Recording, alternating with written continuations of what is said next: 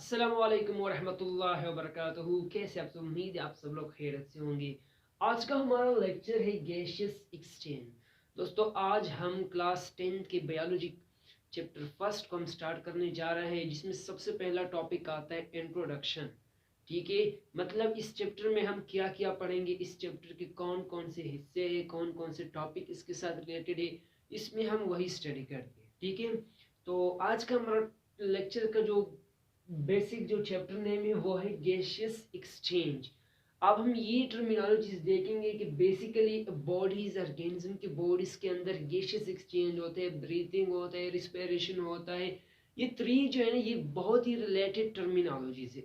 Okay, तो आज हम इनको क्लियर करने जा रहे हैं इंशाल्लाह। बाद में हम डिटेल से डिस्कस करें गैसियस एक्सचेंज किस तरह होता है, कौन कौन से ऑर्गन इसमें हेल्प करते हैं, तो वो हम पे डिटेल से बात करेंगे उसके। ठीक है, अब हम सिर्फ इंट्रोडक्शन कर रहे हैं। ओके, तो gaseous exchange, what's mean by gaseous exchange?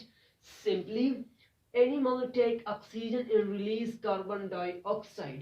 ये तो आप लोग सभी जानते हैं कि हम एनिमल्स, सारे जो जानदार ऑर्गेनिजम्स में जो एनिमल्स है वो क्या ले रहे? ऑक्सीजन ले रहे। ठीक है, वो ऑक्सीजन को, गैस को एंटर कर रहे हैं। ठीक है, बॉडी के अंदर।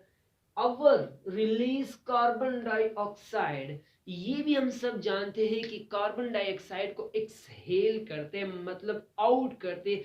जैसे कि मैं सांस ले रहा हूं तो वह ऑक्सीजन को एंटर कर रहा हूं, और जब मैं सांस बाहर करता हूं तो simply this I release carbon dioxide. Okay, तो सिंपली हमने ये बात की कि एक ऑर्गेनिज्म जिसमें लिविंग ऑर्गेनिज्म जो है, सिंपली इसमें जो एनिमल्स है वो ऑक्सीजन को एंटर कर रहे हैं, कार्बन डाइऑक्साइड को आउट कर रहे हैं। ठीक है, अब दूसरा बात है plant take carbon dioxide and release oxygen.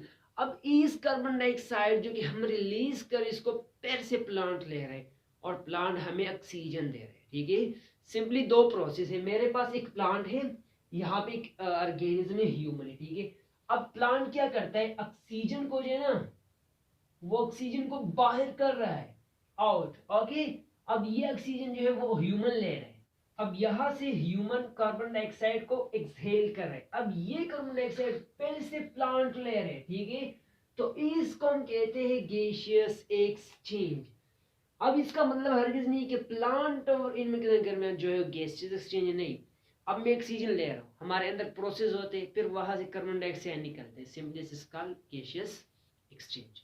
अब हमें ये भी समझना होगा गैसियस एक्सचेंज जो है वो फर्दर रिस्पिरेशन में होते हैं। रिस्पिरेशन जो है बहुत बड़ा डिटेल प्रोसेस है उसका। ओके, अब simply breathing, the inhalation exhalation of air और the inspiration expiration of air is called breathing. Breathing simply सांस लेने के अमल को हम क्या कहते हैं? ब्रीथिंग। अब मेरे पास एक बंद है या मैं हूं, सपोज मैं सांस ले रहा हूं, ईयर को एक्सहेल कर, अब फिर से मैं ईयर को इनहेल कर रहा हूं, अब मैं फिर से ईयर को एक्सहेल कर रहा हूं, सिंपली इट्स ब्रीथिंग। ओके, अब हम बात करने वाले हैं रिस्पायरेशन। रिस्पायरेशन गाइस एक खास प्रोसेस है, मींस एक केमिकल प्रोसेस है, इसमें केमिकल रिएक्शंस होती है, इसमें केमिकल चेंज आता है। The process in which organism use oxygen to break down glucose to release energy. मतलब कि जितनी भी ऑर्गेनिज्म है वो कार्बन डाइऑक्साइड सॉरी ऑक्सीजन को यूज करके अपने ग्लूकोज की ब्रेक डाउन करता है, जिससे उनको एनर्जी मिलती है।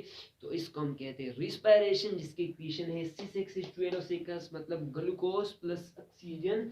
इसके रिजल्ट में क्या बनता है? वाटर बनता है, कार्बन डाइऑक्साइड बनता है, एटीपी बनता है। सिंपली हमने कहा था ना कि ऑक्सीजन को यूज करके हमने ऑक्सीजन किया कि आउटर एनवायरनमेंट से लिया है, फिर ग्लूकोज की ब्रेक डाउन करके आगे फिर क्या बना? Carbon dioxide. हम कार्बन डाइऑक्साइड को फिर से एक्सहेल करते हैं, so simply it's noun gaseous exchange भी हुआ, रिस्पिरेशन भी हुआ, और जो हमने जिस मैकेनिज्म पे हमने एंटर किया तो वो सिंपली ब्रीथिंग हुआ। ठीक है, थ्री आर रिलेटेड टर्मिनोलॉजीज, तो जो है वो ही मतलब एक दूसरे के बहुत करीबी टर्मिनोलॉजी से। अब सिंपली कुछ पॉइंट्स है यहाँ वो भी नोट करने होंगे कि मेरे पास जितने भी, सो हमारे पास जो ब्रीथिंग है वो मैकेनिकल है। ठीक है, ओके, मैकेनिकल मतलब इसमें कोई रिएक्शंस करनी होती, इसमें कोई रिएक्शन नहीं हो सकते।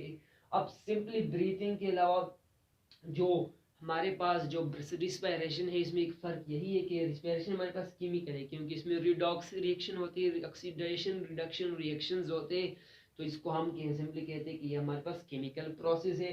अब ब्रीथिंग जो है वो हम 15 to 30 टाइम नॉर्मली, एक बंदा है इसमें कोई फ़र्क ही नहीं है, इसमें कोई डिजीज़ नहीं है, सिंड्रोम मतलब कुछ भी नहीं है। अब उनका जो नॉर्मल ब्रीथिंग का जो रेट है वो 50 to 30 टाइम पर मिनट है। ओके गाइज, अब वो जो है ना डिस्टर्ब भी हो सकते हैं, लेकिन इसका स्पेशल यही टाइम है।